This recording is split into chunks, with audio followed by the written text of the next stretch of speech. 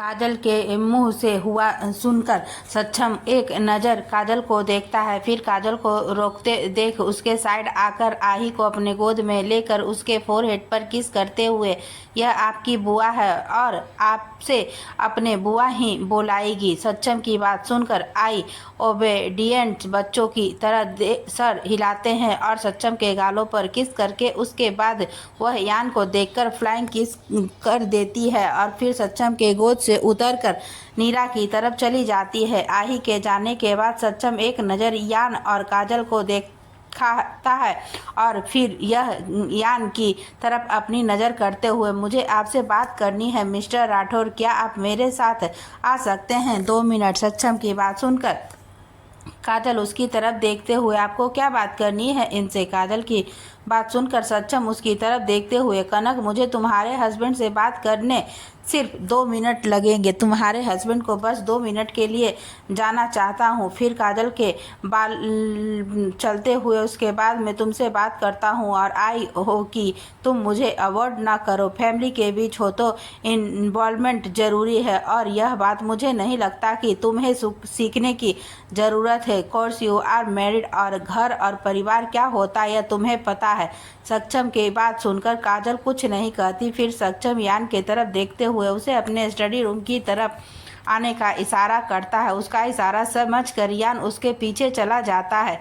सक्षम के जाने के बाद काजल सीढ़ियों की तरफ जा ही रही थी कि तभी बीच में अक्ष आ जाता है और काजल को देखते उसके पास साथ और उसके गालों पर हाथ रखकर, princess I miss you so much. उसकी बात सुनकर काजल एक नज़र उठाकर अक्ष को देखता है। काजल ने बहुत पहले एक अक्ष देखा था 15 साल पहले और उसके बाद सीधे अब देख रही है तो सच में थोड़ी बहुत डिस्टेंस होगा कि उन दोनों के बीच। काजल अक्ष की तरफ देखते हुए, बट लगा तो नहीं था कि आप में से किसी ने भी मुझे रत्ती भर भी याद किया हो।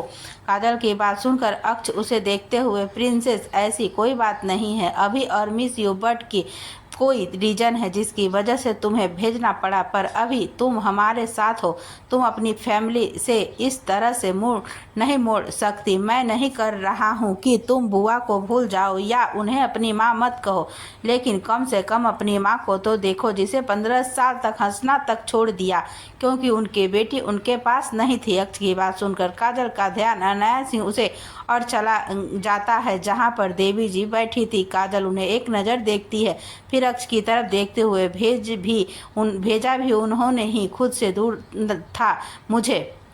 अक्ष जो अभी खुशी से काजल से बात कर रहा था, अचानक से काजल के मुंह से यह बात सुनकर उसके शक्ल के भाव थोड़े बदलते हैं, जैसे वह कुछ सोच रहा हो। फिर कुछ खुद को नॉर्मल करते हुए काजल को देखते हुए, हर किसी इंसिडेंट के पीछे रीज़न होता है प्रिंसेस, और वह रीज़न बहुत जल्द मैं सामने लाऊंगा क्योंकि मुझे अपनी बहन के मुंह से भाई सुनना है। यह बात कहकर अक्ष काजल के पास आकर उसके फ़ोन पर किस करके आगे की ओर चला जाता है। काजल एक नज़र अक्ष को देखती है, फिर मन में कुछ सोचने लगती है, पर उसके चेहरे पर कोई नहीं बता सकता था कि क्या सोच रही है। पर फिर वह अपने रूम में चली जाती है। स्टडी रूम, सक्षम और यान इस वक्त स्टडी रूम में मौजूद थे।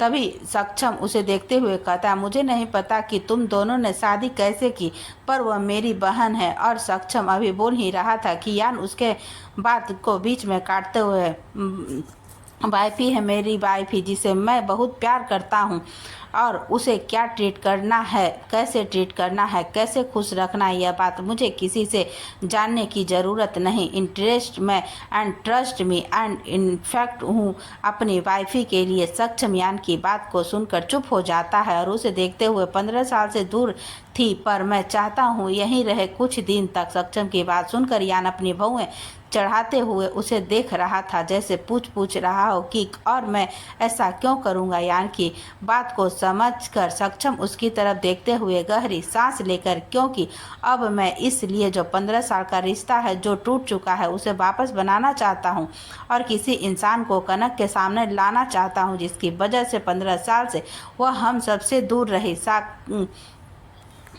साक्षी क्यों की बात सुनकर ज्ञान उसकी तरफ देखते हुए, मतलब कोई सीक्रेट है इसके पीछे कि कोई था जिसकी वजह से आप लोगों ने वाइफी को अपने आप से दूर भेजा। काजल का रूम, काजल भले ही कितने भी स्ट्रोंग हो पर नीचे अभी फैमिली से जिस तरह उसने बर्ताव किया था वह उसके लिए बहुत डिफिकल्ट था।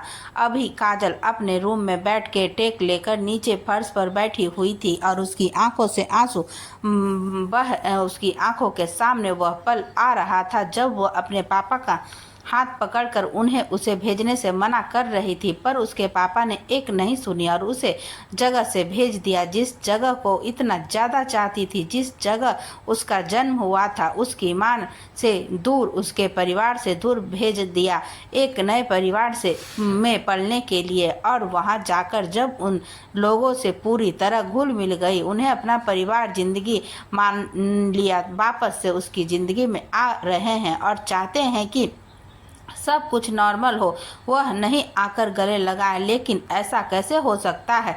दोनों भाई जो कभी उनकी जान हुआ करते थे, जिनसे मिलने के लिए वह इतनी उतावली हुआ करती थी, उनसे आज बात भी नहीं कर पा रही है। क्या वह सही था?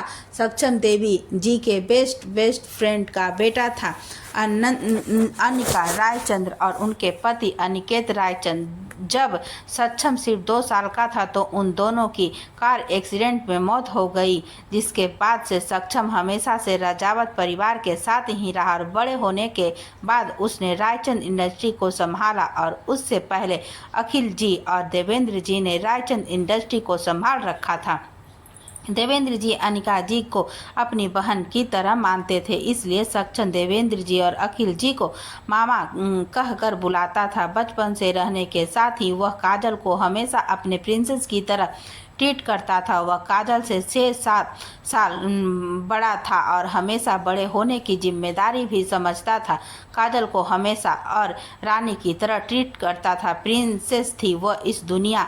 लेकिन जब वह 13 साल का था तब वह अपने किसी स्टडी ट्रिप की वजह से 1 महीने के लिए बाहर गया हुआ था, क्योंकि वह कभी भी अब्रॉड जाकर पढ़ाई नहीं करना चाहता था। इसलिए उसने राजस्थान से ही अपनी पढ़ाई की और इस 1 महीने के दौरान काजल को देवेंद्र जी ने यहाँ से दूर भेज दिया। उसके बाद जब सक्षम आया तो काजल को यहाँ न देखकर उसने भी आने रहने का मना बनाया और वह अब्रॉड चला गया पढ़ाई करने के लिए और वहीं से रायचंद इंडस्ट्री को टेक ऑफ करके उसको आगे बढ़ाया। उसके बाद आने से उसने नीरा से शादी की और मुंबई में ही सेटल हो गया। Now back to story. Kajal Saksham से बहुत प्यार करती थी क्योंकि अक्षय उसके साथ बहुत दिन रहा, पर सक्षम जिस तरह से अपनी प्रिंसेस की तरह ट्रीट करता था, सक्षम के साथ उसका एक अलग ही बॉन्ड था। पर सक्षम को वह खुलकर बात भी नहीं कर पाई थी, नहीं गले लगा पाई थी, नहीं उसे अपने डिमांड कर पाई थी जैसे छोटी कनक किया करती थी। पर अब वह काजल थी, कनक अस्तित्व उसने खो दिया था। यही वह सोचते सोचते काजल की बैठे बैठे ही आंख लग जाती है और वह वहीं ज़मीन पर बैठे ही अपना सर बेड से सो जाती है। स्टडी रूम यान के यह पूछने पर क्यों लोगों ने काजल को क्यों खुद से दूर भेजा, सक्षम चुप हो जाता है। फिर थोड़ी देर बाद वह अपनी चुप्पी तोड़ते हुए 13 साल का था मैं जब मैं किसी ट्रिप की वजह से घर से बाहर गया था। इस 1 महीने के बीच यह सब हुआ। मुझे ज़्यादा डिटेल में नहीं पता, पर इतना पता है कि कनक को, जो कि घर के कमजोरी बन चुकी थी, हम सब की जान बसती थी उसमें। पैसे और पावर के लिए कोई भी उसे टारगेट कर सकता था और यही हुआ। स्कूल में उसे मरवाने की कोशिश की गई, पर किस्मत से दूसरी लड़की घायल हो गई। और यह सब इस बात का पता जब बड़े मामा जी और छोटे मामा जी को पता चला तो उन लोगों ने कनक को यहाँ से दूर भेजने के लिए सोचा, पर इस तरह से नहीं भेज सकते थे कि जिससे कनक वापस इधर आए और उनके दुश्मनों की नज़र कनक पर पड़े। वापस जब तक वह उसे दुश्मन को ढूंढ नहीं लेते। इसलिए उन्होंने कनक को विभा आंटी को कनक की बुआ लगती है उनके पास भेज दिया। सक्षम की बात सुनकर यान उससे सवाल करते हुए, तो क्या काजल की बुआ कभी यहाँ नहीं आए मिलने और उन्हें उन पर शक नहीं होगा? आंटी ने लव मैरिज की थी तो जो तब अलाउड नहीं था, इसलिए आंटी ने भागकर शादी की थी और इसी बात से उन्हें इस परिवार से निकाल दिया गया था। और यह बात पूरे राजस्थान में पता था कि रजावत परिवार ने उनकी बेटी से रिश्ते तोड़ दिए।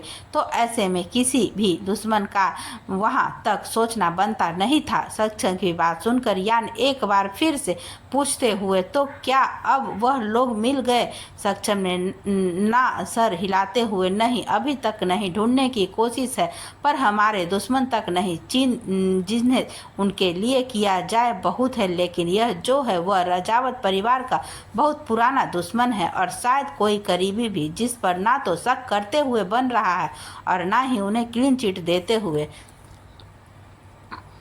कुछ देर में यान सक्षम से बात करने के बाद अपने रूम में जाता है। जैसे ही वह रूम में जाता है, दरवाजा खुलते ही उसे सामने काजल दिखती है जो कि बेड से टेक ले सोई हुई थी और उसके गालों पर आंसू दिख रहे थे जो कि अब सूख चुके थे। यान एक नज़र काजल को देखकर दरवाजा बंद करके उसकी तरफ जाता है और उसके पास जाकर उसके गोद में उठाता है और बेड पर लेटा देता है। बेड पर लेटने के बाद उसके चेहरे पर आए हुए बालों को कान के पीछे करते हुए उसे देखकर सारे दुख की वजह खत्म करूंगा, तुम्हारी वाइफ ही फिर तुम्हारी लाइफ में सिर्फ खुशियां रहेगी। पता नहीं था कि मेरी वाइफ ही जो अंडरवर्ल्ड की क्वीन है, उसने इतना कुछ झेला है। मैं तब क्यों नहीं था तुम्हारी लाइफ में, लेकिन अब हूं ना, सब कुछ ठीक करूंगा, कहकर यान काजल के फोरहेड पर किस करता है।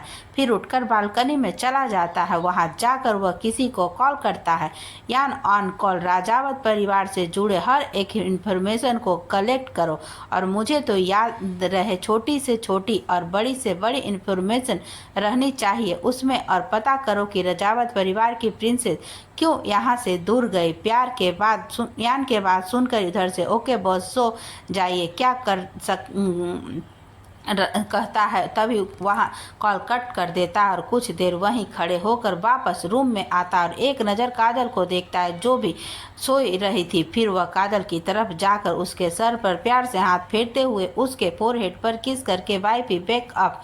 यान की बात सुनकर काजल कम साथी और फिर अपनी आंखें खोलकर यान को देखती है जो उसे देखकर स्माइल कर रहा था। काजल उसे देखकर स्माइल करती है और उठकर बैठ जाती है और यान को अपने सामने देखकर उसको हक कर लेती है।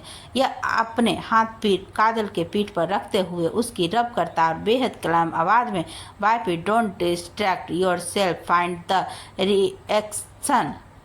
यान की बात सुनकर काजल उसे अलग होकर उसे एक नज़र देखती है, फिर बेड से खड़ी होकर उसे देखते हो, मुझे दीदू से बात करनी है, मैं एक बार बात करके आती हूँ। काजल की बात सुनकर यान अपनी पलकें झुकाता है और उठकर उसके फोरहेड पर किस करके, ओके मैं ऑफिस जा रहा हूँ, कुछ इम्पोर्टेंट है। ओके काजल हाँ में सिर हिलाती है और यान के लिप्स पर पैक देकर ओके टेक केयर। या उसके बाद काजल रूम से निकल जाती है और यहाँ भी रूम में निकलकर ऑफिस की तरफ बढ़ जाता है। यान और काजल के मोस्टली इंडिया के हर एक स्टेट में अपने ऑफिस के ब्रांच थे और सिर्फ इंडिया में ही नहीं वर्ल्ड में भी उनके बहुत सारे कंपनी में उनके खुद के ब्रांच थे। इधर काजल नीरा के रूम में के बाहर पहुंचती है सर्वेंट के हेल्प से और उसके रूम को नॉक करती है। अंदर नीरा जो कि साथ गेम कर रही थी, उसको जब रूम नॉक की आवाज़ आती है तो वह खड़ी होकर दरवाज़ा खोलती है तो सामने काजल को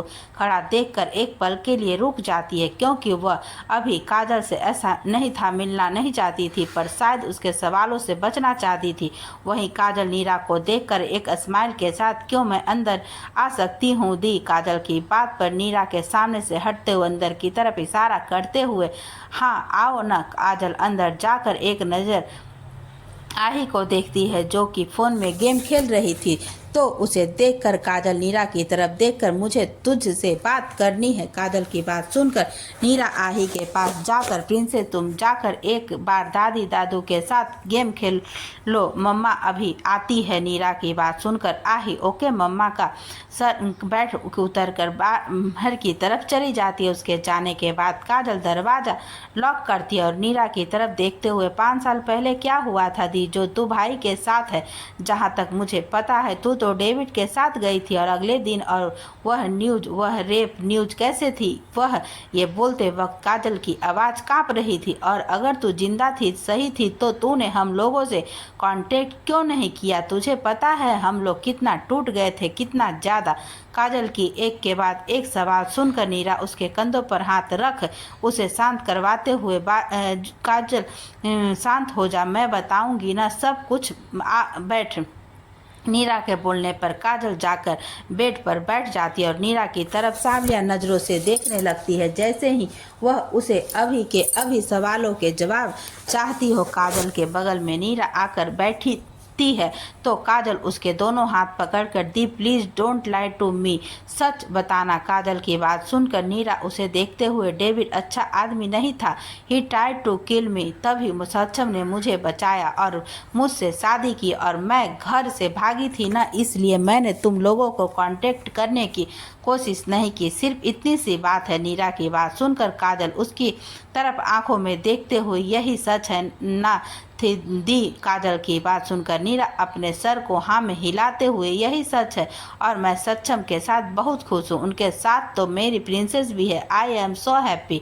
नीरा की बात सुनकर काजल को खुशी होती है कि नीरा खुश है और वह उसके गले लगकर I am so happy for you दी और फॉर सक्षम भाई की आप दोनों को एक दूसरे मिले और आप दोनों एक साथ हो। उसकी बात सुनकर नीरा स्माइल करती है, दोनों कुछ देर बैठकर ऐसे कुछ बातें करते हैं। उसके बाद काजल को किसी जरूरी मीटिंग की वजह से, जो कि प्रिया ने उसकी राजस्थान में ही फिक्स कर दी थी, उसकी वजह से उसे निकलना पड़ा था। काजल के जाने के बाद नीरा का वह स्माइल बदल जाता है और वह कुछ सोचने लगती है। नीरा जब डेविड के साथ क्योंकि डेविड ने उसे फोर्स किया था भागने के लिए, क्योंकि नीरा की शादी कहीं और करवा रहे थे घर वाले, इसलिए उसने डेविड की बात मान ली और घर से भाग गई।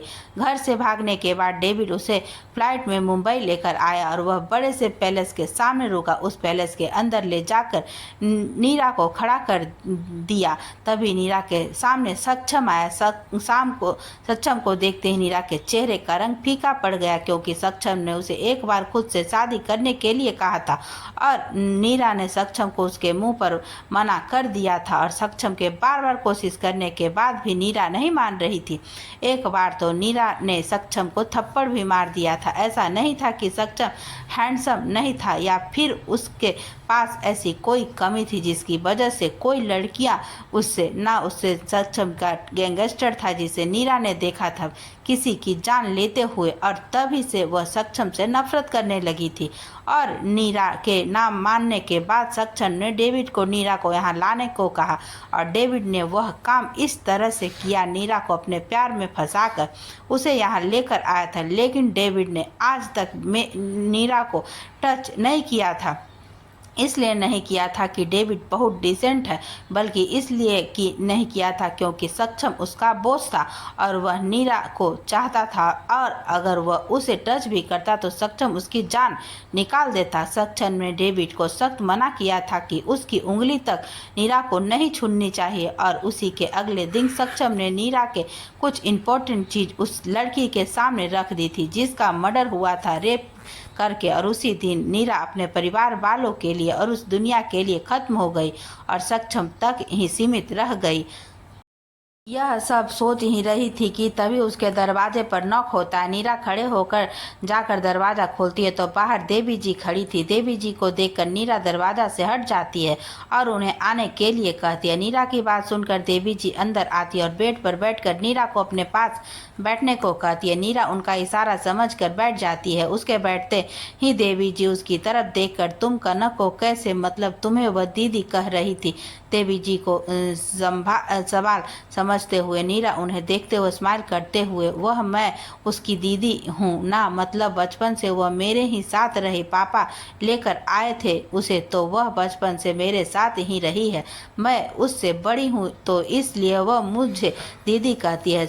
ये सुनकर देवी जी की आंखों में आंसू आ जाते हैं और वह उसके सर पर हाथ रखकर, तुम विभा की बेटी हो नीरा? हाँ, मैं सर हिलाती है उसको प्यार से देखते हुए। हमें नहीं पता था हमारा सक्षम हमारे घर के नूर को ही ले आएगा। विभा गई थी तब यह घर सूना हो गया था, बहुत चंचल थी, अपने भाइयों को तंग करना, नई नई डिमांड करना, पूरे घर को सर पर उठाकर रखती थी और उसके हंसी खुशी इस से व्यवहार से घर हमेशा चहकता रहता था। पर उसके जाने के बाद हम सब बहुत दुखी थे। पर फिर कनक आई और वह भी यह कहते हुए उनका गला रूंध गया और उनकी आंखें भर आई।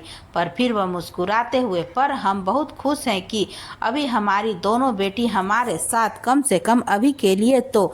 नीरा भी उनकी भावना को समझ सकती थी। आखिरकार वह भी एक माँ थी, उसकी भी एक बेटी थी और वह कभी भी आही से अलग होकर रहने का सोच भी नहीं सकती थी। अभी वही सोच रही थी कि तभी देवी जी उसे देखते हुए, आज दिव्या दीदी आ रही है और मैं चाहती हूँ कि तुम प्लीज़ उनके लिए डिनर तैयार कर देना, उन्हें तुम्हारे हाथ का खाना बहुत पसंद है। देवी जी की बात सुनकर नीरा स्माइल करते हुए उन्हें देखते हैं और उनके हाथों पर हाथ रखकर, आप चिंता मत कीजिए मामी जी, मैं बड़ी मामी जी के लिए उनका फेवरेट खाना बना दूंगी और आप सबका फेवरेट भी। नीरा की बात सुनकर देवी की उसके सर पर हाथ फेरती है और उसके फोरहेड पर किस करके रूम से बाहर चली जाती है। देवी जी के बाहर जाते ही नीरा की आंखों में आंसू आ जाते हैं। उसे विभा जी की याद आ रही थी। विभा जी का डांटना, समझना, प्यार करना सब याद आ रहा था, पर वह 5 साल से उनसे मिली भी नहीं थी। यह सोच सोचकर उसको बहुत रोना आ रहा था, पर वह खुद को संभाल कर रूम से बाहर निकलती है। रूम से निकलकर वह सीधे किचन की तरफ बढ़ जाती है, क्योंकि अभी शाम होने वाली थी और वह जाकर जल्दी जल्दी खाने की तैयारी करने लगती है। उसे काजल का फेवरेट खाना तो पता ही था, तो उसे हिसाब से सभी के मनपसंद के खाने बनाना शुरू कर देती है, जिसमें शेफ उसकी मदद करते हैं। धीरे धीरे रात हो जाती है कि तभी कोई औरत जो दिखने में, जिसके चेहरे पर गुरूर और जिसकी एज होते हुए भी वह अभी भी जवान लगती है, वह चलकर हॉल में आती है और चिल्लाते हुए, अखिल कहाँ हैं आप और कहाँ है मेरी प्रिंसेस? उसकी बात सुनकर सब हॉल में आ जाते हैं और उन्हें देखकर सबके चेहरे पर स्माइल आ जाती है। देवी जी जाकर उसके गले लगती है, आई मिस यू दीदी। देवी उसकी बात सुनकर दिव्या जी के चेहरे पर स्माइल आ जाती है और उसके पीठ पर हाथ रखते हुए, मिस यू टू। कि तभी वह अखिल जी की तरफ देखते हुए सांवलिया नजरों से, अखिल मेरे प्रिंसेस कहाँ है? तुमने मुझे बताया था कि वह आने वाली है। उनकी बात सुनकर अखिल जो उसके पास जाते हैं, उनके गले लगाते हुए, आ जाएगी, अभी कैसे काम से बाहर गई है और यू नो वाट, उसका हस्बैंड भी आया है उसके साथ। वही यह तीनों बात कर रहे थे और नीरा तो किचन से भी आ रही थी और वहीं देवेंद्र साइड में खड़े थे। मैं ऐसे साइड में खड़ा होता देख दिव्या जी उन्हें देखते हुए, बेटी के आने से भाभी को भूल गए लगता है देवर जी। उनकी बात सुनकर देवेंद्र जी उनके पास जाते हुए कि कैसी बातें कर रही हैं आप तो माँ जैसी हैं मेरी, आपको कैसे भूल सकता हूँ मैं? फिर जाकर वह भी उन्हें साइड हक करते हैं। मैंने आपको बहुत मिस किया और आपके बिना तो घर एकदम खाली हो गया था। थैंक गॉड अब वापस आ गई, वरना भाई का क्या होता? उनकी बात सुनकर सभी को हंसी आ जाती है। वहीं अखिल जी उन्हें घूर कर देखते हैं और उन्हें देखते हुए, मेरी बीवी गई थी इसलिए बोलने में मज़ा आ रहा है, खुद की बीवी जाकर तब पता चलता तो अपना मुंह बंद रख उससे बात कर रहे थे कि तभी नीरा आकर देवी जी की पैर छूती है। देवी जी उसके सर पर हाथ रखते हुए, ऐसे तुम अब तो दिन और एक्साइटिंग बीतेगा तुम्हारे साथ, और मेरी पोती कहाँ है? उन्होंने इतना कहा ही था कि तभी आही दौड़ते हुए आती है और उनके पैरों से लिपट जाती है, बड़ी दादी आई मिस यू। उनकी बात सुनकर दिव्या जी के चेहरे पर बड़ी सी मुस्कान आ जाती है और वहीं आही को अपने गोद में लेते हुए उनके गालों पर किस करती है कि तभी उनकी नज़र में दरवाजे पर जाती है। सभी उनकी नज़रों का पीछा करते हुए दरवाजे की तरफ देखने लगते हैं। वहाँ से काजल और यान अंदर की तरफ आ रहे थे। दिव्या जी जैसे ही काजल को देखते हैं ऐसे उनकी आंखें नम हो जाती है और उनके मुंह से निकलता है कनक। यह कहते ही उनकी आंखों से एक बूंद आंसू उनके गालों पर आ गिरता है और वह आही को नीचे उतार देती है और अपने कदम दरवाजे की तरफ बढ़ाती है। वहीं उनको इस तरह से देखकर सभी घर वाले एक साथ में डोर की तरफ देखने लग जाते हैं जहां वह भी जा रही थी। दिव्या जी जैसे काजल के पास पहुंचती है वैसे उन्हें गले लगा लेती है और अपनी प्यारी सी ममता भरी आवाज में, कनक हमारी प्रिंसेस आप आ गई, जैसे ही किसी को अपने गले लगते देखती है। और जब उनकी आवाज सुनती है तो उसके हाथ सीधे भी खड़ी रहती है। वह उनको गले लगाने के लिए वापस हाथ नहीं बढ़ाती। नहीं, उनकी आवाज सुनकर काजल कठोर आवाज में, कनक नहीं काजल, काजल कितनी कठोरता, बात सुनकर दिव्या जी से अलग होती है उनकी तरफ देखते हुए, लेकिन आप तो हमारी कनक है ना। और अभी दिव्या जी आगे कुछ कहती कि काजल उन्हें बीच में रोकते हुए, कनक 15 साल पहले मर चुकी है। अभी जो आपके सामने खड़ी है वह काजल है, काजल मिश्रा राठौर। काजल बात नाम सुनकर दिव्या जी कुछ नहीं कहती, बस एक स्माइल के साथ उनके गाल पर हाथ रखती है और यान और काजल को देखकर खुश रहिए आप दोनों हमेशा। वहीं यह दिव्या जी को देखकर समझ गया कि यह दिव्या रजावत है। अखिल रजावत की वाइफ या ने कल ही पूरे रजावत फैमिली की इन्फॉर्मेशन पढ़ ली थी। उनके दिव्या जी की बात सुनकर काजल यान को देखती और फिर सब लोगों को जो उसे ही देख रहे थे, पर वह सब कुछ इग्नोर करके अपने कमरे की तरफ जाने लगती है। वहीं यान भी सब लोगों की तरफ देखकर अपनी पलकें झपकाता है और काजल के पीछे चल देता है। काजल जैसे अपनी कमरे में पहुंचती है वह अपना बैग सोफे पर रखकर सीधे वॉशरूम में घुस जाती है और अपने आप को वॉशरूम में बंद करके वॉल से टक कर खड़ी हो जाती है और उसकी आंखों से आंसू का कतरा बह जाता है। काजल खड़े होकर खुद से नहीं हो रहा और कैसे करूं इग्नोर अपनी फैमिली को, लेकिन इस परिवार ने तो 15 साल पहले ही मुझे मार दिया है, न मेरे अस्तित्व को मार दिया पर फिर खुद को ही जवाब देते हुए, पर अब तो मैं उनके साथ हूँ ना, क्या मुझे उनके साथ ऐसा बर्ताव करना चाहिए? मेरा परिवार है, मॉम डैड, बड़े पापा बड़ी माँ, दोनों भाई, मुझे कुछ समझ नहीं आ रहा मैं क्या करूँ। मेरी इमोशन मुझ पर भारी पड़ रहे हैं। कुछ देर बाद काजल वॉशरूम से शावर लेकर निकलती है और क्लोजेट में जाकर नॉर्मल कपड़े पहनकर बाहर निकलती है और आकर बेड पर बैठती है। वहीं यान जो बालकनी में किसी से फ़ोन पर बात कर रहा था, वह जब देखता है काजल आ रही है तो उसके पास आकर बैठ जाता है। काजल उसे देखने लगती है तो यान काजल का चेहरा अपने हाथों में भरकर, फैमिली बड़े नसीब वालों को मिलती है वाइफी, पता है तुम्हें। काजल उसकी बात सुनकर उसकी आंखों में देखने लगती है तो यान उसकी आंखों पर किस करके, हर चीज़ की एक वजह होती है और जब वह वजह सामने आती है तो किसी को सुकून तो किसी को पछतावा देती है। मैं नहीं चाहता कि तुम कभी भी पछताओगे, फैमिली तुम्हारी है, तुमसे बहुत प्यार करते हैं। सब 15 साल पहले क्या हुआ था यह नहीं तुम जानती हो और ना ही मैं, लेकिन वह फैमिली जिसने तुम्हें खुद से दूर किया था उन्हें तो पता होगा ना। आसान नहीं होता, अपने किसी करीबी को दूर भेजना आसान नहीं होता, वहीं इस इंसान को दूर भेजना जो हमारी फैमिली से तुम्हें दूर भेजा, इसका सिर्फ एक कारण नहीं हो सकता है, कारण बहुत है, जानने की कमी है।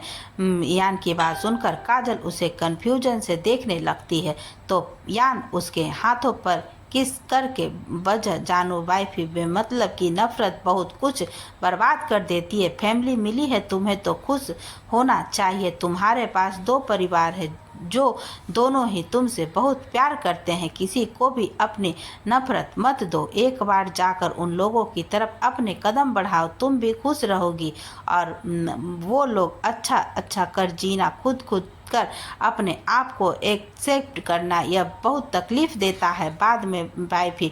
यान की बात सुनकर काजल उसे देखते हुए उससे हक कर लेती है रूंधी आवाज में, मैं नहीं भूल पा रही हूँ वह सब, मैं क्या करूँ, खुद को तकलीफ दे रही हूँ, उन सब को भी दे रही हूँ, लेकिन 15 साल पहले की बातें नहीं भूल पा रही। छोटी सी थी मैं, वह सब कैसे मैंने वो सब सहा है मैं जानती हूँ, और जब जब मैं उन सब को देखती हूँ वही बातें रिपीट होती है, मेरा गिड़गिड़ाना सब कुछ।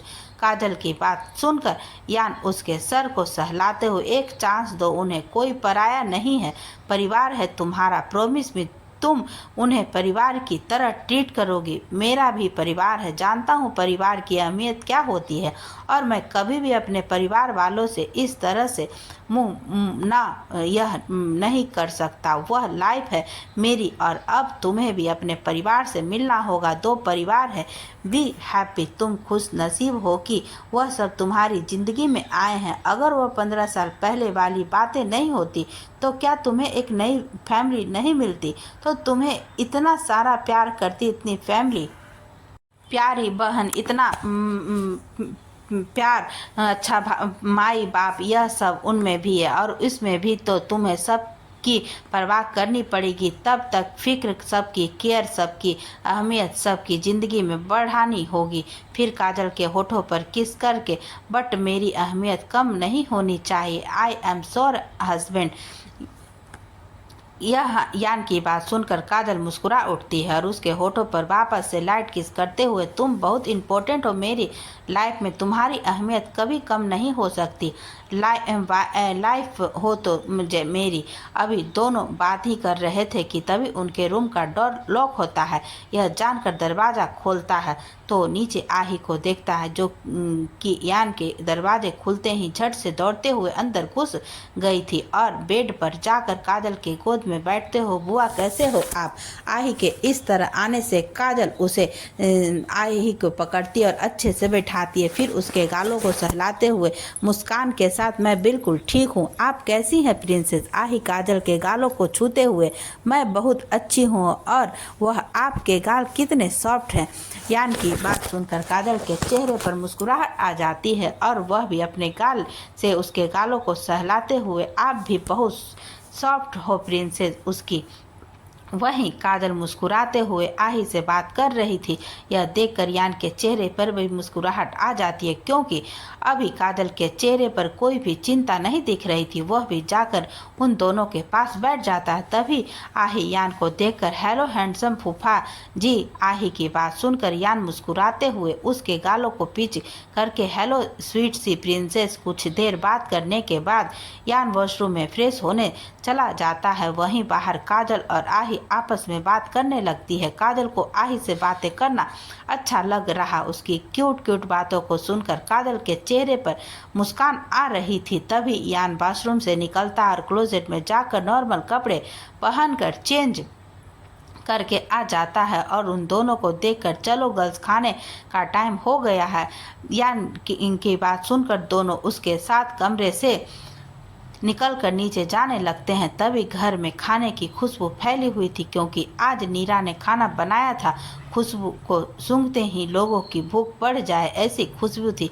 काजल आही से बात करते हुए मुस्कुराते हुए नीचे आती है। डाइनिंग टेबल में सब बैठे थे। उन्हें देखकर काजल एक पल के लिए रुक जाती है कि तभी यान उसका हाथ पकड़ता है और आगे डाइनिंग टेबल की तरफ ले जाता है। तभी काजल कुछ ऐसा बोलती है कि सभी आंख फाड़े उसे देखने लगते हैं। ऐसा क्या बोला काजल ने कि सब उसे ऐसे दुख घूर रहे थे? क्या काजल मानेगी? यान की बात जानने के लिए बने रहिए।